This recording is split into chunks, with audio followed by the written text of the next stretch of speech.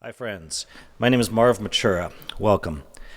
I'm a teacher, a writer, and a performer. I've been doing those three things for my whole life. Started teaching when I was very young. Grade 8, had a music classroom of students learning guitar at the United Conservatory of Music, and what a fantastic experience that was. When I went on to university and became a teacher in the regular school system, you go through a student teaching process where you are assigned with a cooperating teacher, and then you teach for about a month, and then go back to university and eventually become a teacher, full-fledged, kind of an apprenticeship program, I suppose you could say. Well, I was with the cooperating teacher, very effective teacher, young and enthusiastic and dedicated to his students and his classroom and his learning. But his method of teaching was to use fear and intimidation with the students. Respect, that form of respect out of fear, not out of love. So when I took over his classroom, he was very encouraging to get me to how to yell and intimidate the students. He wanted to show me how to do it, show the ropes. And I remember getting in front of that. He was teaching math and music. I got the math class, and I tried to maintain the discipline like he had, and it was a disaster. I just couldn't. Going home, I was in tears and thinking teaching was not for me. I recall calling my professor on the phone at the time saying, I think I'm dropping out. And he said, no, Marv, no, give it another chance. And he taught by example as much as theory, a system called student-centered teaching, which this presentation is all about. And what that means is putting the student first, respecting the student. I kind of would call it love-based teaching, but let's just leave that alone for now. Let's call it student-centered teaching. And I did go back to my cooperating teaching assignment, and I didn't give up on teaching. Soon enough, my cooperating teacher gave me the responsibility of taking the grade 7 band students to the Christmas concert. This was December. And I started working with these students, and I started to realize, wow, this is fantastic. Going back to my guitar lesson days when I was a very popular and happy guitar teacher, let's say. And I was just engaging the students, challenging them, keeping standards high, wanting them to do their best, just loving the position, so powerful and so remarkable with these young lives and all their energy and enthusiasm and possibility. So we started practicing, and I started taking the class and enjoying it more and more every day. And the band got better. And when we got to the Christmas concert, they performed beautifully. And instead of running away from the stage after their performance, they all stood up and gave me a standing ovation. I tried to not cry, but I tears started falling. It was just an emotional moment. And this many years later, it's hard to explain why that would happen. But it's based on the principles of student-centered teaching, and I guess love of teaching, and love-based, if you will, teaching methods. And this is what this presentation is all about. So I got a teaching job the following September after I finished all my qualifications, and I was in a school where the principal was another one of these very effective and powerful and commanding men who believed strongly in the power of fear as a method of control of his students. He would walk down the hallways and students would shut up and just behave, but behind his back would outcome the fingers and the derision. It was very similar to what I saw in my grade 7 cooperating teaching class when he would use the death rays on the class when they were misbehaving, and then turn back to the blackboard and explain some math program. And the students, when he could no longer see them, but I could see them in the back of the room, they would also give him the familiar finger. Anyway, I got a grade 8 class, and to this day, that's still the most difficult class I've ever had. There's 42 students crammed together in this one homeroom classroom of grade 8. And there I was with them all, and it was tough. But I was using the same methods. I couldn't scream at them. I was just encouraging them to do their best and working harder than I'd ever worked in my life for them, wanting them to succeed. And I think it was about middle of September or early October, the principal calls me into his office, and he says, Marv, what are you doing? You're doing a great job. Just want to tell you that this is fantastic. I'm not sure how you're doing it, but keep doing what you're doing. At the time, I was too young and I didn't know exactly why this was happening, but I can analyze it now, and I'd like to share that with you.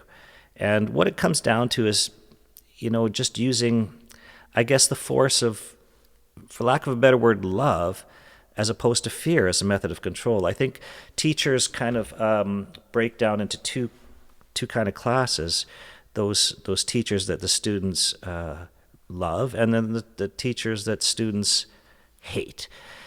Now, both methods are effective. As you know, fear is a very effective method of control. Look around the world, and the fear of losing your job, for example, is enough to keep you in a job that you don't like, let's say, and not saying what you want to say. I could go on and on about that. Like how an army driven by fear is not as powerful as an army driven by love. There's plenty of examples I can use, but this is something that happens in teaching. I remember one friend of mine, when I started teaching, he said, there's, I don't care if you're scared, you use fear or you use love. I prefer you use love, but if the students are indifferent to you, then you are doing nothing. That's so. And that does happen. The indifferent teachers, it's really nothing going on in those rooms. I would hazard a general statement about that particular thing. So in a school system, the popular teachers, the well-loved, the well-liked teachers are often derided by the other type. They feel that if you're not using fear, if the students don't hate you, you're not really being a teacher, and they love you because you're too easy on them. I've had this my whole career, and I just want to say how wrong that is. Their assumption that the students would respond to me the way they do because I'm being easy on them. Nothing could be further from the truth. A student-centered teacher, and I look back onto that band teaching and other teaching, I have always had the highest standards for the students. I want them to do their best. It's not about letting them get away with doing nothing. That's certainly, the students would hate you if you did that. They don't want that. They want you to be there, encouraging them, motivating them, kicking them in the ass sometimes if they need it, but certainly not intimidating them and making them fearful that you're going to explode, and making them uncomfortable in the class, using like humiliation, degradation as a way of trying to get them to learn, basically using fear techniques that are, that they've learned over their career, that's how it's done. But it's certainly, I believe, not as powerful as the student-centered technique.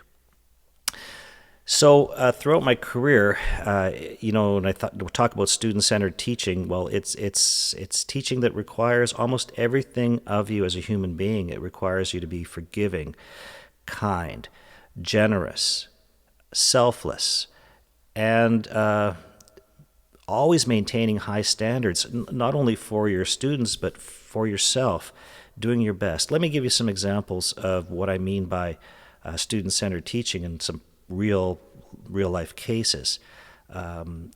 Oftentimes, when students get their papers back from a marking session, whatever, it's always the students say, what did you get? What did you get? What did he give you? What did he give you? Well, I always turn that around and I say, no, don't. It's not about that. It's what you give me, not the other way around. What did you give me? That's what I give back to you. I'm not giving you anything. And in fact, there really is no such thing as teaching per se, as I always tell my students. It's all about learning. If you've come into my classroom and you've entered it and you've left it, and no transformation, nothing, no change happened to you during that time that would be positive, let's say, there's no teaching, no matter how great my teaching was. I could have spent 3 hours teaching and lecturing and having the greatest presentations, the PowerPoints, whatever. But if the student hasn't engaged and transformed somehow different, that's what learning is. It's changing your mind, changing what you know, advancing, progressing. What I think is fundamentally what makes us human, what keeps us engaged in life and keeps the march of humanity going forward. But I digress. And when a student, a lot of times, like teaching English throughout my career, I've come across a lot of my colleagues who say, I never give 100% on anything. I always say, like, why not? Why wouldn't you give 100%? If they're in grade 10 and they're meeting all the objectives that you've laid out for their grade 10 essay, let's say, they should get 100%. And I want them to get 100%. Nothing more makes me happy than their success. I guess a student-centered teacher always shares greedily, and I have shared greedily in the success of my students over the years. Love to see them go on and make something of themselves. That look in their eye when they get that good mark and they've worked on a Shakespeare essay, let's say, or factored a polynomial, there's really nothing quite like that feeling of achievement that you've encouraged inside that student, and the power of transformation that happens in that nexus that is the classroom and is learning. Another example, like some math teachers, some math teaching colleagues that I have, they'll put a couple of math problems on a test that weren't covered in class. I said, why did you do that? Like, why would you want them to get a lower mark than say is fair if they've covered the curriculum? And the response I usually get from those kind of teachers is, well, there's got to be something that's going to separate the really smart from the really. That is not what teaching is about, in my opinion. There is a set thing to learn, let's say, and if you've learned it, you should be getting full marks for that. There should be no trickery. There should be no kind of like, who's the teacher, you or me? There's stuff like this, or, let's say a student has a problem with a piece of paper or an essay that I've marked, handed it back, and they disagree with the mark. They come to me. I want that. I want to, if I can't explain why they got a 68 to them and show them what 100 would look like and encourage them to get a higher mark, I'm not doing my job. If I just sit down and say to that student, this is how I always mark. I've been doing this for 10 years. The only reason why and then maybe back in the staff room to say the only reason why they don't like me is that the only reason why they're complaining about the mark is because they don't like me. Well, I've heard that a lot of times through my career. So, and I think it still goes. There is that popular teacher paradox, as I've mentioned, and I'll maybe talk about it in another installment someday down the road soon, as I continue to talk about teaching and learning here on my channel. So, as I wrap up here with this particular topic, I just want to say to all the young teachers out there who come out of the university all bright-eyed and bushy-tailed and full of idealism and the knowledge that they can make such a great impact on the students, that don't lose faith in student-centered teaching.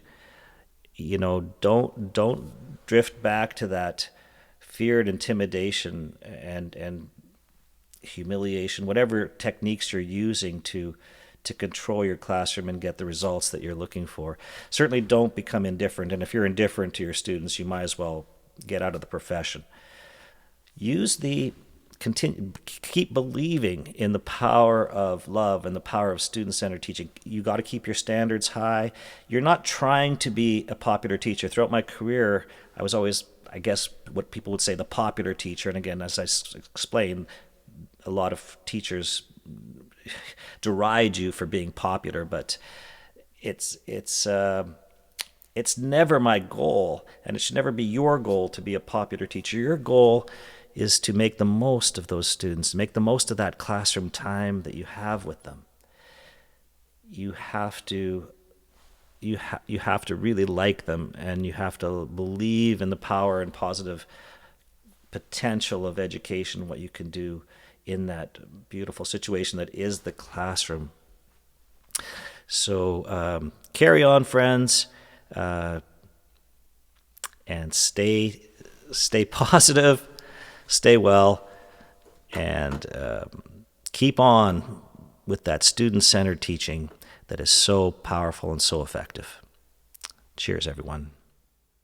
Thanks.